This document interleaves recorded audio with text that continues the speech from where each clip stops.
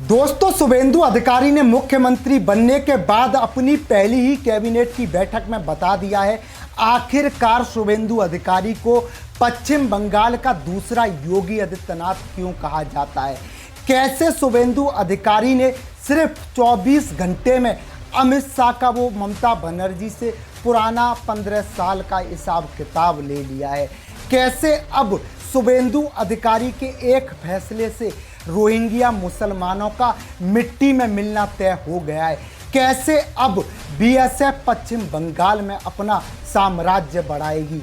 दोस्तों नमस्कार, जय हिंद। मेरा नाम है संदीप और आप देख रहे हैं अपना उत्तर प्रदेश।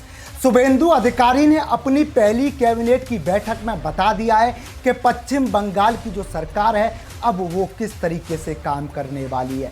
शुभेंदु अधिकारी ने पहली कैबिनेट की बैठक में 6 बड़े फैसले लिए हैं, लेकिन दोस्तों 2 ऐसे बड़े फैसले लिए हैं जिससे पश्चिम बंगाल में अब ये पता चल गया है कि शुभेंदु अधिकारी अगले 5 साल क्या करने वाले हैं। अमित शाह का बदला ले लिया है। दूसरा दोस्तों, बंगाल में जो 327 भाजपा कार्यकर्ताओं की हत्या इन टीएमसी के गुंडों के द्वारा कर दी गई थी, उनका भी शुभेंदु अधिकारी हिसाब किताब कर दिए हैं। दोस्तों ये खास रिपोर्ट देखिए, शुभेंदु अधिकारी के वो 6 फैसले देखिए जो इस समय पश्चिम बंगाल में लिए गए हैं, जिन फैसलों ने रोहिंग्या मुसलमानों की हालत खराब कर दी है।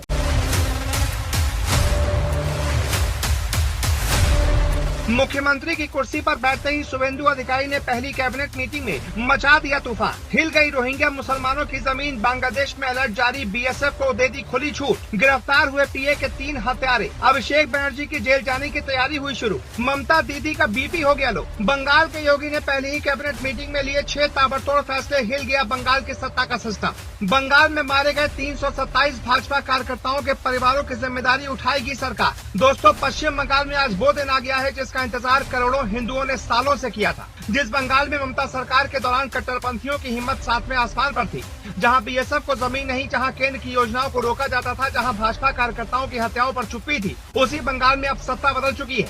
और सत्ता में आते ही मुख्यमंत्री शुभेंदु अधिकारी ने पहली ही कैबिनेट मीटिंग में ऐसा तूफान मचा दिया है कि पूरे राज्य का सिस्टम हिल गया है। आज पहली कैबिनेट मीटिंग में ही 1 नहीं 2 नहीं पूरे 6 बड़े फैसले, और ये फैसले सीधे सीधे ममता सरकार की मुस्लिम तुष्टीकरण वाली नीति पर हथौड़ा है। अब सवाल ये है कि क्या बंगाल में वाकई रामराज्य की शुरुआत हो चुकी है या फिर ये शुरुआत है और आगे बड़ा खेल बाकी है। आज पश्चिम बंगाल की पहली भाजपा सरकार की पहली कैबिनेट मीटिंग हुई और इस मीटिंग में मुख्यमंत्री शुभेंदु अधिकारी ने साफ संदेश दे दिया कि अब बंगाल दिल्ली से टकराएगा नहीं बल्कि दिल्ली के साथ चलेगा। कैबिनेट के बाद सरकार की ओर से जानकारी सामने आई, वो बेहद चौंकाने वाली है। फैसला नंबर 1, चुनाव आयोग और पुलिस की सराहना।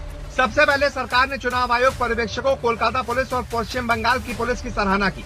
ये संदेश है कि अब सरकार संस्थाओं को गाई नहीं देगी बल्कि कानून व्यवस्था को मजबूत करेगी। लेकिन ध्यान दीजिए, ममता सरकार के दौरान चुनाव आयोग और केंद्रीय एजेंसियों को दुश्मन बताया जाता था, अब वही एजेंसियां बंगाल में सहयोगी बन चुकी हैं। फैसला नंबर 2, 321 भाजपा कार्यकर्ताओं को श्रद्धांजलि। ये फैसला सिर्फ श्रद्धांजलि नहीं है, ये राजनीतिक धमाका है। कैबिनेट ने कहा कि 321 भाजपा कार्यकर्ताओं की हत्या के बाद उनके परिवारों की जिम्मेदारी अब राज्य सरकार उठाएगी। दोस्तों ये फैसला सीधे सीधे ममता सरकार पर आरोप है कि उनके शासन में राजनीतिक हिंसा हुई। अब सवाल उठता है कि क्या इन हत्याओं की जांच होगी और क्या असली दोषी जेल जाएंगे।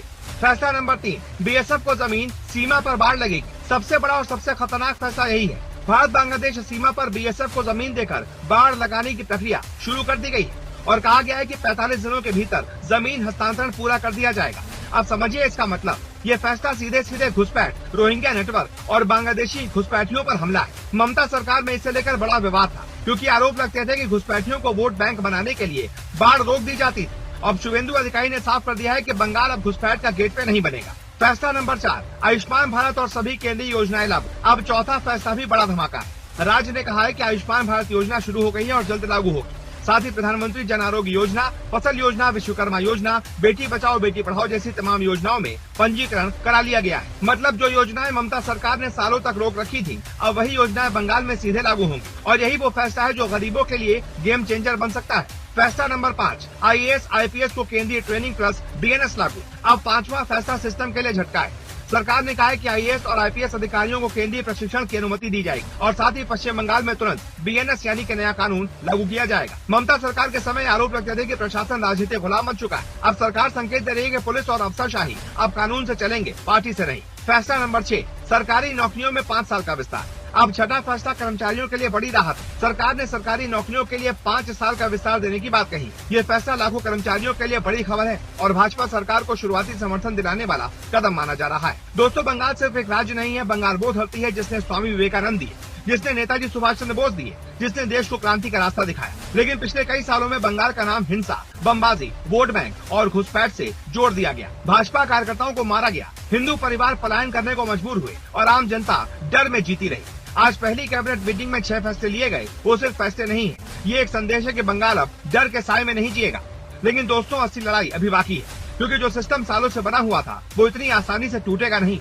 घुसपैठ माफिया, तुष्टीकरण की राजनीति और सत्ता के पुराने दलाल सब अब नई सरकार के खिलाफ षड्यंत्र रचेंगे। तो सवाल सीधा है, क्या शुवेंदु अधिकारी बंगाल को सच में सुरक्षित और विकसित बना पाएंगे? क्या बीएसएफ को जमीन मिलते ही घुसपैठ पर लगाम लगेगी? क्या 321 भाजपा कार्यकर्ताओं के परिवारों को न्याय मिलेगा? और क्या ममता सरकार के दौरान हुए अपराधों की असली जांच होगी? दोस्तों, ये सिर्फ शुरुआत है। पहली कैबिनेट में ही 6 फैसले लेकर शुवेंदु अधिकारी ने बता दिया है कि अब बंगाल में सरकार नहीं बल्कि सिस्टम चलेगा। आपको क्या लगता है, ये 6 फैसले बंगाल का भविष्य बदल देंगे या फिर राजनीतिक चाल है? अपनी राय कमेंट में जरूर लिखिए। वीडियो पसंद आए तो लाइक कीजिए और बंगाल की हर बड़ी खबर सबसे पहले पाने के लिए चैनल को सब्सक्राइब करना मत भूलिएगा।